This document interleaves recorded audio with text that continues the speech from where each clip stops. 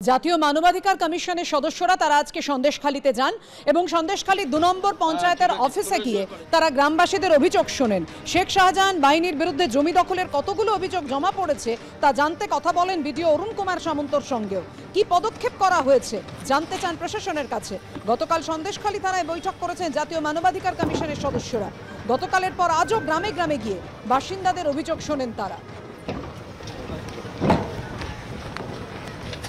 কিন্তু মানবাধিকার কমিশন, schedule caste commission, schedule tribe commission, যত কমিশন আছে তারা বাংলার ক্ষেত্রে যতটা তৎপর, তাদের নিজের নিজের রাজ্যে যখন এই ধরনের সন্ত্রাস হয় গরিব মানুষের বিরুদ্ধে, সংখ্যালঘু মানুষদের বিরুদ্ধে, সাধারণ মানুষের বিরুদ্ধে, শিডিউল কাস্ট শিডিউল ট্রাইব মানুষের বিরুদ্ধে, তখন কিন্তু না শিডিউল কাস্ট কমিশন তৎপর হয়, না শিডিউল ট্রাইব কমিশন তৎপর হয়, না জাতীয় মানবাধিকার কমিশন তৎপর হয়। অর্থাৎ এই সমস্ত কমিশনের তৎপরতা ওঠানামা করে কোন রাজ্যে তারা যাচ্ছে, সেই রাজ্য কাদের হাতে, তার উপর স্বাভাবিকভাবেই তাদের এই গতিবিধিকে, তাদের এই তৎপরতাকে আমি মোটেই আমল দিতে চাইছি না। কারণ তারা কেন্দ্রের শাসক দলের পৃষ্ঠপোষকতা করতে, কেন্দ্রের শাসক দলের স্বার্থ চরিতার্থ করতে এখানে তৎপরতা দেখাচ্ছে।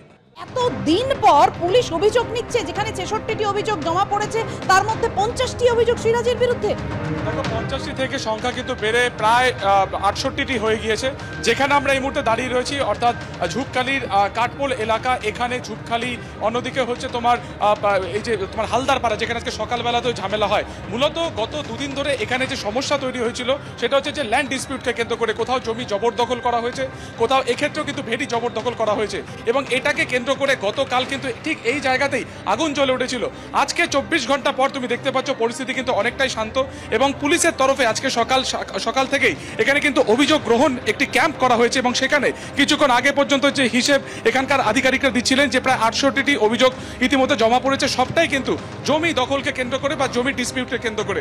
এবং তুমি দেখতে পাচ্ছ গোটা বিষয়টিকে কিন্তু নজরদারি রাখছেন ডিআইজি বারাসাত রেঞ্জ ভাস্কর মুখোপাধ্যায়। গতকালকে ঘটনার সময়ও তিনি কার্যত এসেছিলেন এবং কড়া হাতে গোটা যে পরিস্থিতি, যা অশান্ত হয়ে গেছিল এলাকা, তা কিন্তু তিনি শান্ত করেন। প্রশ্ন এখানে উঠছে যে গত দুদিনে যে অশান্তি তৈরি হয়েছিল, যেটা কালকে বিরাট আকার ধারণ করে জমি দখলকে কেন্দ্র করে এবং আজকে সকাল থেকে দেখা যাচ্ছে যে জমি দখলকে কেন্দ্র করে অভিযোগ জমা নেওয়া হচ্ছে। প্রশ্ন হচ্ছে বা এলাকাবাসীর যেটা বক্তব্য যে পুলিশ কেন আগে থেকে এটাতে সক্রিয় হলো না, যে অভিযোগ আজকে জমা নেওয়া হচ্ছে সেই অভিযোগের জমার যে প্রক্রিয়া সেটা কেন আগে থেকে জমা নেওয়া হলো না এবং যে কারণে কার্যত কালকে একেবারে উত্তপ্ত হয়ে উঠেছিল এলাকা। যদিও আজকে সকাল থেকে যেটা দেখা যাচ্ছে যে যেহেতু ১৪৪ ধারা জারি হয়ে রয়েছে, এলাকার যে সমস্ত দোকানপাট কিছুটা বন্ধ ছিল, এখন কিছুটা হলো তা স্বাভাবিক হয়েছে। ৬৮টি অভিযোগ জমা পড়েছে এবং গোটা এলাকাটা যদি তোমাকে দেখানোর চেষ্টা করবো, ক্যামেরা দীপ্তেন্দু রয়েছে, চারিদিকে কিন্তু পুলিশে ছয়লাভ এবং এলাকায় যাতে শান্তি ফেরে তেমনই কিন্তু বার্তা দেওয়া হচ্ছে। আমরা একবার কথা বলার চেষ্টা করবো ডিআইজি স্যারের সাথে। স্যার, এই মুহূর্তে কি কন্ডিশন? এটা না আপনাকে এসপি ব্রিফ করবে, সবাইকেই করবে, আপনাদের তখন সবটা বলে দেবে, সব প্রেসকেই এসপি ব্রিফ করবে, প্রত্যেক দিনই করেন, আজকেও করবেন। শুধু অভিযোগের বিষয়টা জানতে চাইবো। ৬৮টি অভিযোগ সবটা বলবে এসপি, ওভারঅল গোটা ডিস্ট্রিক্টের এবং গোটা সন্দেশখালীটাই এসপি বলবে। এলাকা শান্ত কিনা এই ব্যাপারটা? হ্যাঁ, শান্তই আছে। ডিআইজি যেটা বললেন যে গোটা বিষয়টি এসপি ব্রিফ করবেন আর কিছুক্ষণের মধ্যে, তবে এলাকা কিন্তু এত অল্প সময়ের মধ্যে এত অভিযোগ জমা পড়ছে, প্রশ্ন হচ্ছে ব্যবস্থা কবে নেওয়া হবে। ধন্যবাদ তোমায়।